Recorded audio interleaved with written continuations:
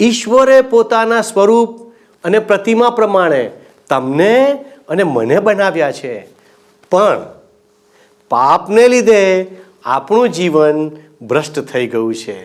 શું તમે ઈશ્વરની પાસે પાછા ફરીને પાપમાંથી મુક્ત થવા તૈયાર છો?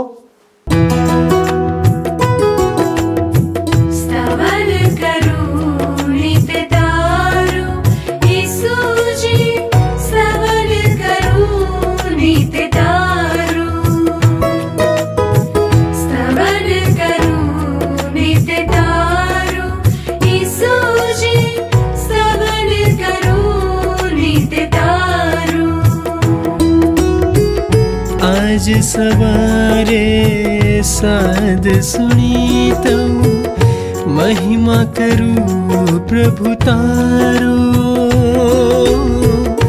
महिमा करूं प्रभु तारो, स्तवन करूं नित तारो.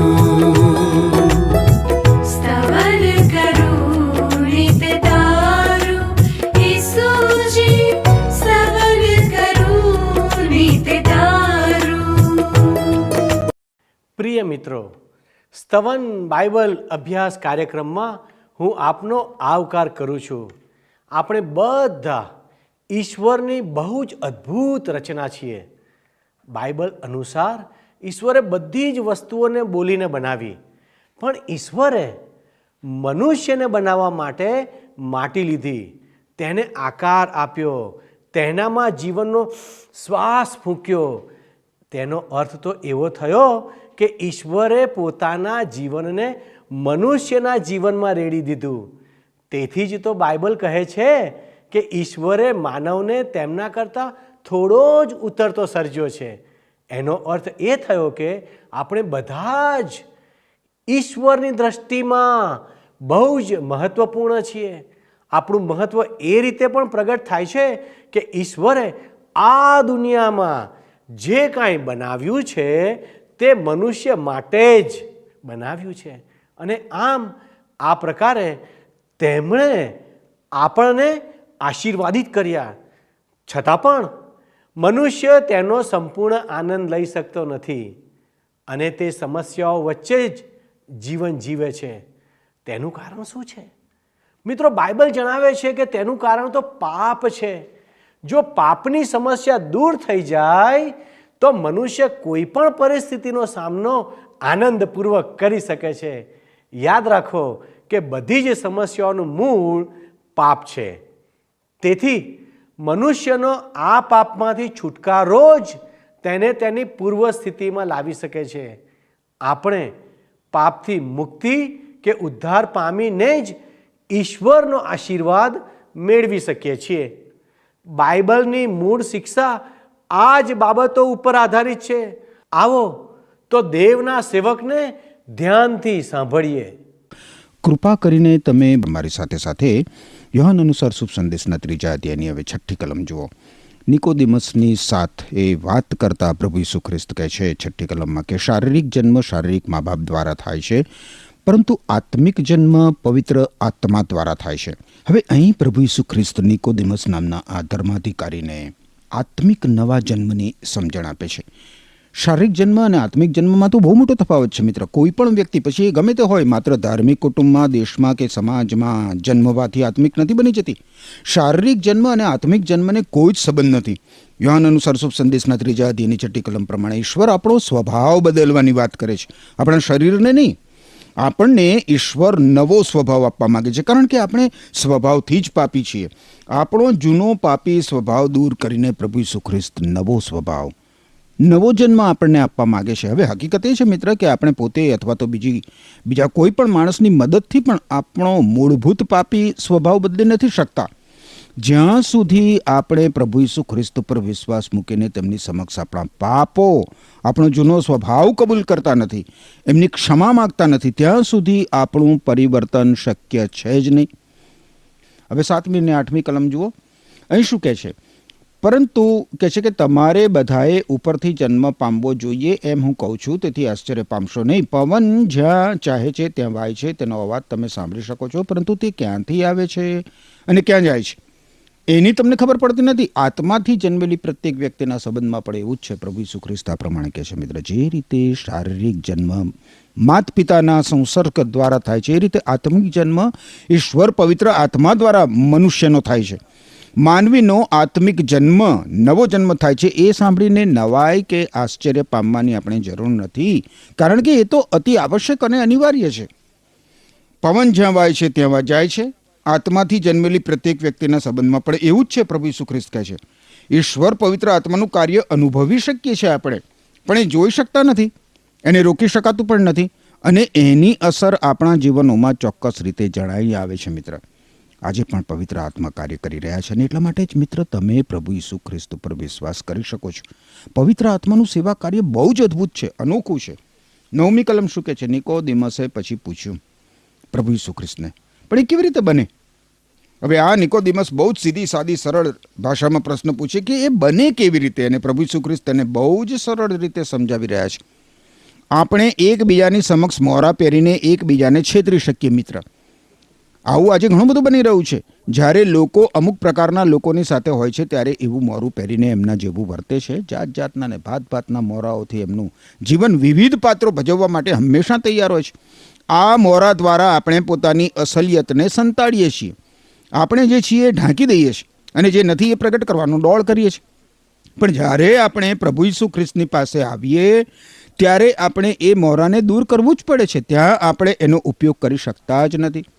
આપણે તો ત્યાં આપણે જેવા છીએ એવા જ વાસ્તવિક બનવું પડે છે. આપણે જેવા છો એવા જ આપણે ઈસુ ખ્રિસ્ત પાસે આવવું પડે છે. 10મી કલમમાં પ્રભુ ઈસુ ખ્રિસ્તે જવાબ આપ્યો, તમે તો ઇઝરાયેલના શિક્ષક છો. નિકોદેમસને કહે છે પ્રભુ ઈસુ ખ્રિસ્ત 10મી કલમમાં કે તમે તો ઇઝરાયેલના શિક્ષક છો, અને છતાં તમને એટલી પણ સમજણ પડતી નથી. ઈસુ ખ્રિસ્ત બહુ જ સન્માનપૂર્વક નિકોદેમસને એ હકીકત જણાવી રહ્યા છે કે એક ઇઝરાયેલના આગેવાન થઈને, શિક્ષક થઈને તમે આ હકીકતથી અજાણ છો, એ સાચું લાગતું નથી. શું સાચે જ તમે આ સત્ય જાણતા નથી નિકોદેમસ?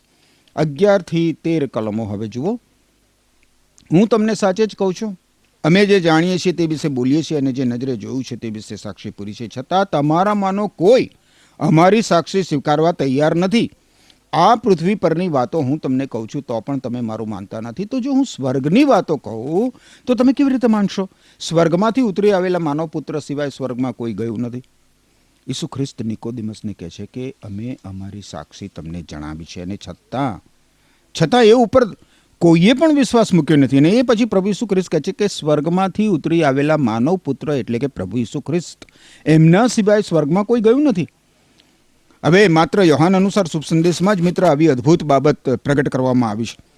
આ બાબત જાણતા યોહાન અનુસાર શુભ સંદેશના 16મા અધ્યાયની 28મી કલમ આપણને યાદ આવે છે. ત્યાં પ્રભુ ઈસુ ખ્રિસ્ત કહે છે કે હું ઈશ્વર પિતા પાસેથી આ દુનિયામાં આવ્યો છું, અને હવે આ દુનિયા તેજીને ઈશ્વર પિતા પાસે પાછો જાઉં છું. માત્ર પ્રભુ ઈસુ ખ્રિસ્ત સ્વર્ગમાંથી નીચે ઉતરી આવ્યા છે મિત્ર, અને માત્ર ઈસુ ખ્રિસ્ત જ સ્વર્ગની વાતો કહી શકે, બીજું કોઈ નહીં. સ્વર્ગમાંથી આવનાર અને સ્વર્ગીય હકીકતને જણાવનાર ઈસુ ખ્રિસ્ત છે મિત્ર, એ સિવાય બીજું કોઈ નહીં, કારણ કે બીજું કોઈ સ્વર્ગમાંથી નથી આવ્યું. આજે પણ ઈશ્વર પુત્ર પ્રભુ ઈસુ ખ્રિસ્ત ઉપર વિશ્વાસ મૂક્યા વગર સ્વર્ગ આપણા માટે શક્ય નથી. યોહાન અનુસાર શુભ સંદેશના 3 અધ્યાયની 3 કલમ અને 5મી કલમ પ્રમાણે સ્વર્ગ નથી જોઈ શકાતું ઈસુ ખ્રિસ્ત વગર, કે નથી એમાં પ્રવેશ કરી શકાતો. 14મી અને 15મી કલમમાં લખ્યું છે, જે પ્રમાણે મોશે વેરાન પ્રદેશમાં થાંભલા પર પિત્તળના સાપને ઊંચો કર્યો હતો, તે જ પ્રમાણે માનવ પુત્ર ઊંચો કરાવવો જ જોઈએ. જે કોઈ એમના પર વિશ્વાસ મૂકે તેને તેમનામાં સાર્વકાલિક જીવન પ્રાપ્ત થાય. ઈસુ ખ્રિસ્ત અહીંયા યહૂદી પ્રજાને એમનો ભૂતકાળ યાદ કરાવે છે. હવે આ પ્રસંગ બાઇબલમાંના જૂના કરારના વિભાગમાં લેવીયના પુસ્તકના 21મા અધ્યાયની 4 થી 9 કલમમાં વર્ણવવામાં આવ્યો છે. યહૂદીઓના ઈશ્વર વિરુદ્ધના પાપને લીધે એમનો નાશ થતો હતો, અને એ અટકાવવા માટે પિત્તળના સર્પને ઊંચો કરવામાં આવ્યો. જ્યારે વેરાન પ્રદેશમાં મોશેએ પિત્તળના સર્પને ઊંચો કર્યો ત્યારે એ સર્પની સામે જોઈને લોકો મરણથી બચી જતા હતા. પાપને લીધે ઈશ્વરનું ન્યાય શાસન ઈશ્વરે ઇઝરાયેલી લોકોની ઉપર લાદ્યું હતું. હવે જે રીતે મોશેએ સર્પને ઊંચો કર્યો એ જ પ્રમાણે મિત્ર માનવ પુત્ર એટલે કે પ્રભુ ઈસુ ખ્રિસ્તને ઊંચા કરાવવા જ જોઈએ. એ સર્વ તો માનવ જાતના પાપને સૂચવે છે. હા, પાપનું પ્રતિનિધિત્વ કરે છે એ સર્પ. ક્રૂસ ઉપર પ્રભુ ઈસુ ખ્રિસ્તને આપણા માટે પાપરૂપ કરવામાં આવ્યા. મિત્ર, પ્રભુ ઈસુ ખ્રિસ્તે આપણા પાપ પોતાને શિરે લીધા. વાલા મિત્ર, ઈશ્વરે સમગ્ર માનવજાતના ઉદ્ધાર માટે પોતાના પુત્ર પ્રભુ ઈસુ ખ્રિસ્તને ક્રૂસ ઉપર ઊંચા કર્યા, જેથી ઈસુ ખ્રિસ્ત ઉપર વિશ્વાસ મૂકીને મનુષ્ય બચી જાય પોતાના દુષ્કર્મોના બંધનોમાંથી અને પોતાના પાપોની શિક્ષામાંથી. હવે પ્રભુ ઈસુ ખ્રિસ્ત નિકોદેમસને એક મહાન સત્ય જણાવે છે. હું માનું છું મિત્ર કે તમે યોહાન અનુસાર શુભ સંદેશના 3 અધ્યાયની 16મી કલમથી કદાચ પરિચિત હશો જ. બહુ ધ્યાનથી સાંભળો આ 16મી કલમ. ઈશ્વરે દુનિયા પર એટલો પ્રેમ કર્યો કે તેમણે પોતાનો એકનો એક પુત્ર પ્રભુ ઈસુ ખ્રિસ્ત આપી દીધો, જેથી ઈસુ ખ્રિસ્ત ઉપર જે કોઈ વિશ્વાસ મૂકે તે સાર્વકાલિક મરણ ન પામે, પરંતુ સાર્વકાલિક જીવન પ્રાપ્ત કરે. અહીંયા 2 બાબતો પ્રત્યે આપણે ધ્યાન આપીએ મિત્ર. પ્રથમ બાબત એ છે કે આપણે નવો જન્મ પામવો જોઈએ, અને બીજી બાબત એ છે કે માણસનો દીકરો ઊંચો કરાવવો જોઈએ. આ બંને પરસ્પર જોડાયેલા છે. એ પ્રભુ ઈસુ ખ્રિસ્તના મરણ અને પુનરુત્થાનને એટલે કે મરણમાંથી સજીવન થવાની હકીકતને જાહેર કરે છે. ઈસુ ખ્રિસ્ત ઊંચા કરાવવા જ જોઈએ. ઈસુ ખ્રિસ્તને ક્રૂસ ઉપર ઊંચા કરવામાં આવ્યા ત્યારે એમણે આપણા પાપોનો દંડ આપણા વતી ભરપાઈ કરી દીધો, અને એટલા માટે ઈશ્વરનો આત્મા આપણો નવો જન્મ કરી શકે છે. મિત્ર, આપણો નવો જન્મ થવો જ જોઈએ, કારણ કે એ જ એક માર્ગ છે જે દ્વારા આપણે ઈશ્વરના બાળક બની શકીએ છીએ. ઈશ્વર આપણો સ્વીકાર કરે એ માટેનો એકમાત્ર માર્ગ પ્રભુ ઈસુ ખ્રિસ્ત ઉપર વિશ્વાસ અને પવિત્ર આત્મા દ્વારા નવો જન્મ છે. મિત્ર, अर्चना करूं यीशु, तब अर्चना करूं, अर्चना करूं यीशु, तब अर्चना करूं, आप जे तब हाजरी, आप जे तब हाजरी, यीशु प्रार्थना करूं,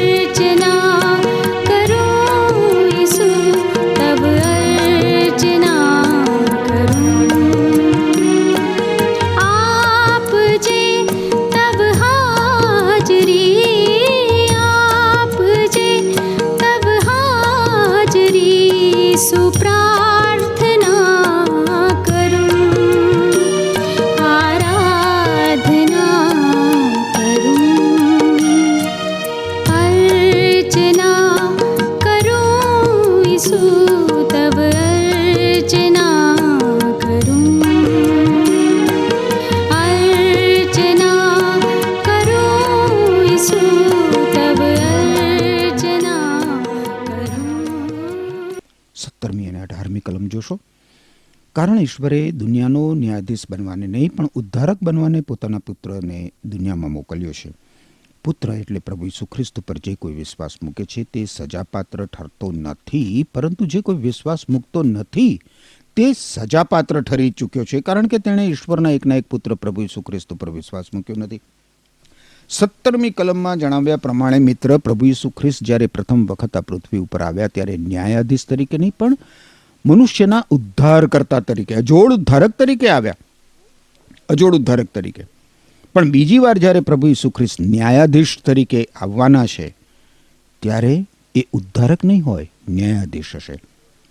પરંતુ અત્યારે તો દુનિયાનો ન્યાય નહીં પણ દુનિયાના ઉદ્ધાર માટે પ્રભુ ઈસુ ખ્રિસ્ત આવ્યા. અને એટલે જે કોઈ માણસ ઈસુ ખ્રિસ્ત ઉપર વિશ્વાસ મૂકતો નથી એ પોતાના દુષ્કર્મો માટે, પોતાના પાપો માટે સજાપાત્ર ઠરી ચૂક્યો છે. આગળ મારી સાથે સાથે તમે 19 થી 21 કલમો જોશો. અહીં લખવામાં આવ્યું છે કે તેણે ઈશ્વરના એકના એક પુત્ર પર વિશ્વાસ મૂક્યો નથી. ન્યાય ચુકાદાનો આધાર આવો છે. પ્રકાશ દુનિયામાં આવ્યો છે, પરંતુ માણસોને પ્રકાશ કરતાં અંધકાર વધારે ગમે છે, કારણ કે તેઓના કાર્યો ભૂંડા છે. જે કોઈ ભૂંડા કાર્યો કરે છે તે પ્રકાશને ધિક્કારે છે અને પ્રકાશ પાસે આવવા માગતો નથી, કારણ કે એ પોતાના કાર્યો ખુલ્લા પડી જાય એવું ઈચ્છતો નથી. પરંતુ જે સત્ય પ્રમાણે આચરણ કરે છે તે પ્રકાશની નજીક આવે છે, જેથી તેના જે કાર્યો ઈશ્વરને આધીન રહીને કરાયા છે તે પ્રકાશ દ્વારા જાહેર થાય. અહીં જુઓ મિત્ર, દુનિયાના ન્યાય ચુકાદા વિશે જણાવવામાં આવ્યું છે. જે દિવસે દુનિયાએ પ્રભુ ઈસુ ખ્રિસ્તને ક્રુસ ઉપર ચડી દીધા એ દિવસે દુનિયાએ એક નિર્ણય કર્યો. હવે એ નિર્ણય તો ઈશ્વર દ્વારા એ નિર્ણયનો ન્યાય થવો જ જોઈએ. દુનિયા દોષપાત્ર અથવા તો સજાપાત્ર એટલા માટે છે અને એનો ન્યાય એટલા માટે થાય છે કે જ્યારે એની પાસે પ્રકાશ પ્રભુ ઈસુ ખ્રિસ્ત આવ્યો ત્યારે એણે અંધકારનો સ્વીકાર કર્યો. હવે સ્વાભાવિક રીતે એને બહુ જ સમજીને જાણી જોઈને દુનિયાએ પ્રકાશનો નકાર કર્યો અને એની જગ્યાએ અંધકારનો સ્વીકાર કર્યો. જે કોઈ ભૂંડા કાર્યો કરે છે તે પ્રકાશને ધિક્કારે છે અને પ્રકાશ પાસે આવવા માગતો નથી, કારણ કે તે પોતાના કાર્યો ખુલ્લા પડી જાય એવું ઈચ્છતો નથી. પ્રભુ ઈસુ ખ્રિસ્ત એ ફરોશી નિકોદેમસને સ્પષ્ટ રીતે આત્મિક જન્મ વિશે સમજાવી દે છે. અહીંયા પ્રભુ ઈસુ ખ્રિસ્ત અને નિકોદેમસ વચ્ચેની વાત પૂરી થાય છે. હવે તમે મારી સાથે સાથે મિત્ર 22 થી 24 કલમો જુઓ. ઈસુ અને યોહાન પ્રેમ સંદેશ નામના તમારા પુસ્તકના 266 નંબરના પૃષ્ઠ ઉપર તમે જોશો તો ઈસુ અને યોહાનની શીર્ષક નીચે યોહાન અનુસાર શુભ સંદેશના 3 અધ્યાયની 22 થી 24 કલમમાં લખવામાં આવ્યું છે. પછી ઈસુ અને તેમના શિષ્યો યહૂદિયા પ્રદેશમાં ગયા.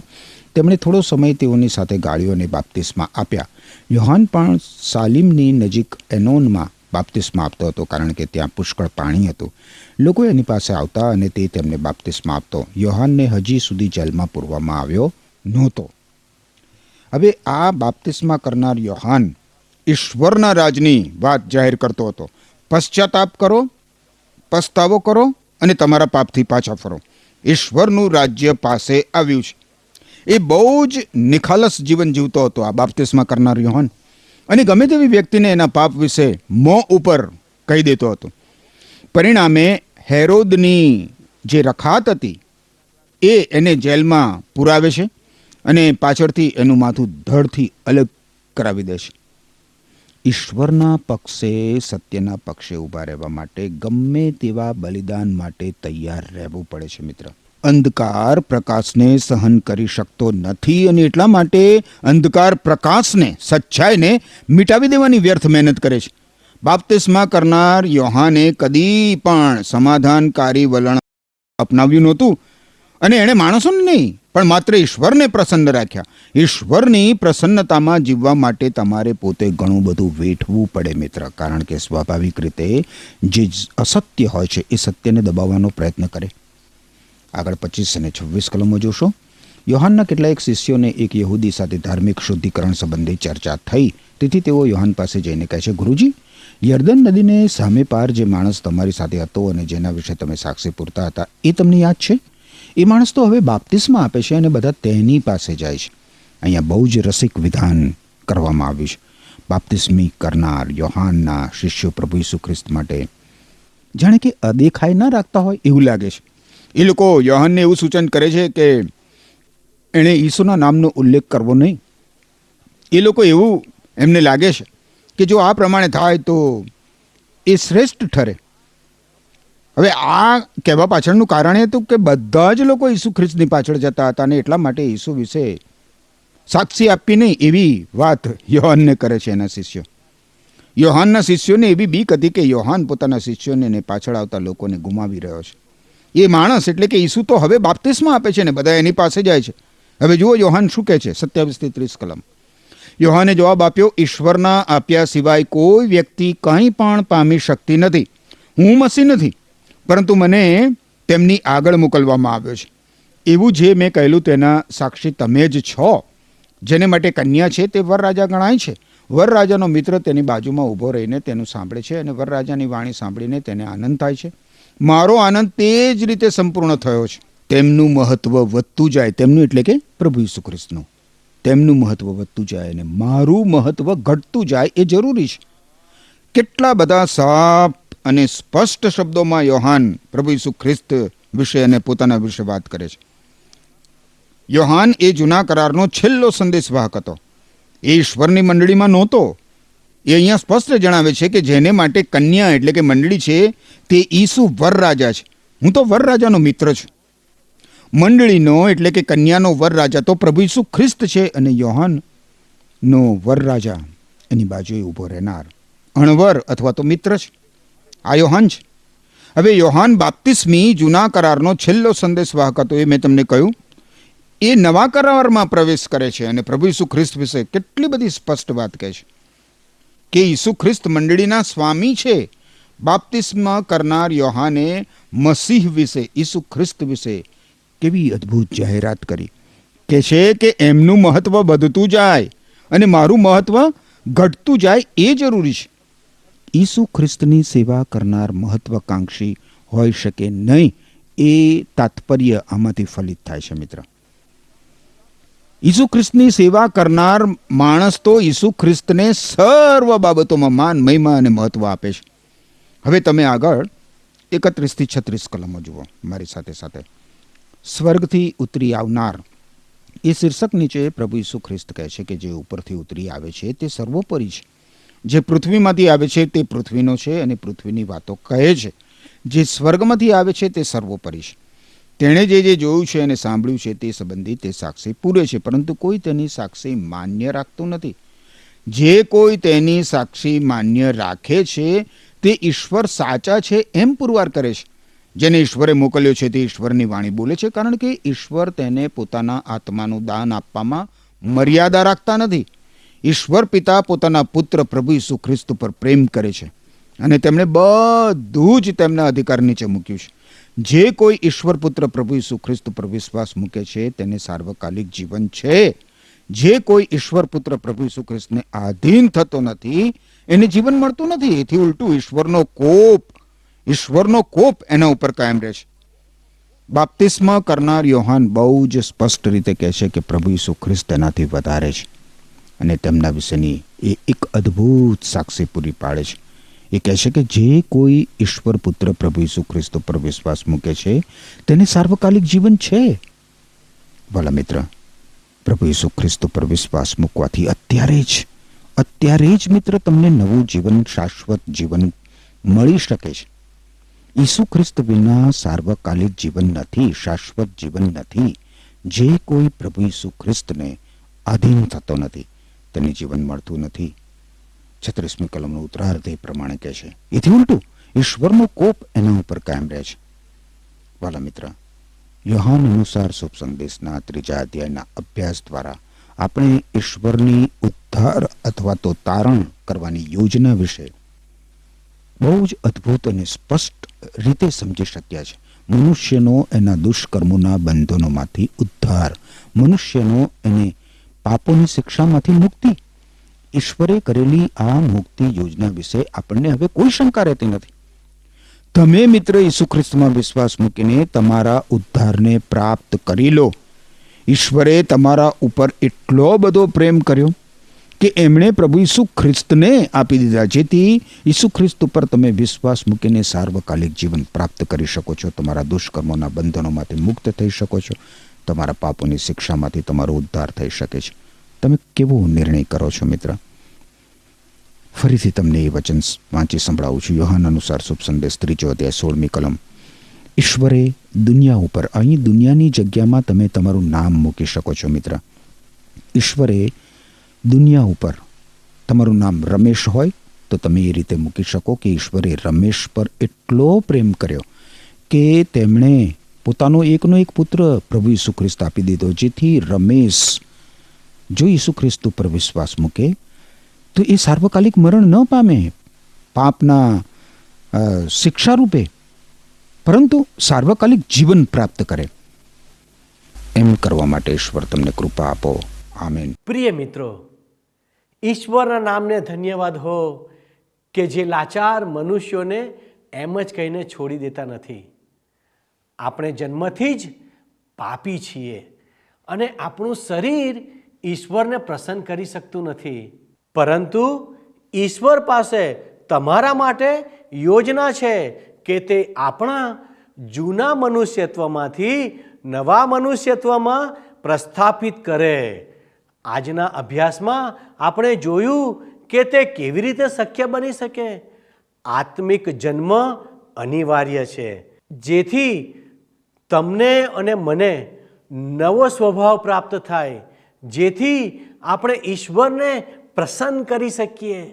નિકોદેમસનો પ્રશ્ન આપણો પ્રશ્ન છે.